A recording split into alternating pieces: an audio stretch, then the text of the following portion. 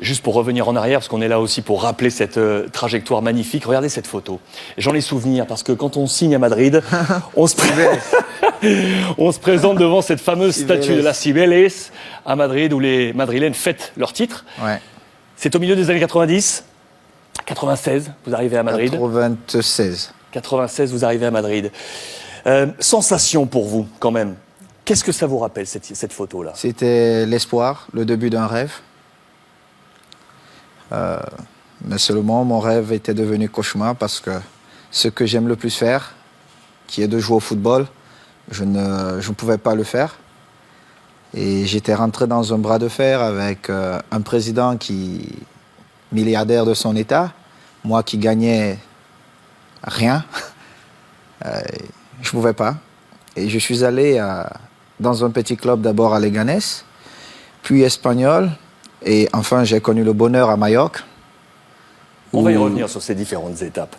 Juste sur ça, justement, sur ce passage à Madrid, je vous montre quelques images avec les experts, parce que vous arrivez à Madrid, les lourds sont là, les très lourds, les Sanchis, tous ces bonhommes-là qui avaient déjà... Hierro qui était Redondo, là. Raúl, Redondo. Bodoïdne, Clarence, Peja Mijatovic. Et Sam, j'avais eu la chance de vous retrouver en 2005. Vous étiez au terme de votre première saison à Barcelone, saison somptueuse.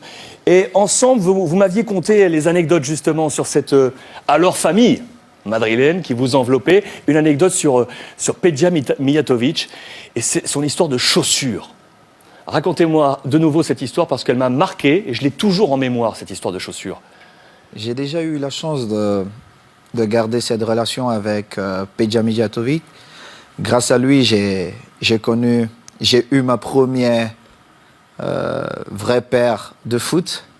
Il m'avait offert une godasse de cette marque et je joue toujours d'ailleurs avec cette marque. Comme quoi. Et même ma première paire de chaussures d'une marque, je ne vais pas faire la publicité, mais d'une grande marque, je ne savais même pas ce que c'était. C'est aussi Peja qui m'avait offert ça. Je venais de notre Afrique et je n'avais pas beaucoup de moyens de m'offrir tout ça. Et il a eu la gentillesse de le faire. Et comme je lui avais dit, quand il m'avait aidé à signer au Barça, je lui dirais... C'est lui qui vous a aidé pour signer au Barça ensuite? Oui, parce que c'est grâce à lui que, bon, entre autres, il était parmi les gens qui ont fait mon deal au Barça.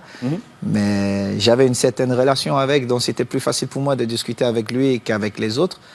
Mais l'initiateur de tout ça, c'était, paix à son âme, Luis Aragonés, qui avait pris son téléphone et appelé Txiki Begiristain en lui disant « Tu veux gagner? J'ai un jeune enfant ici, il faut le prendre. »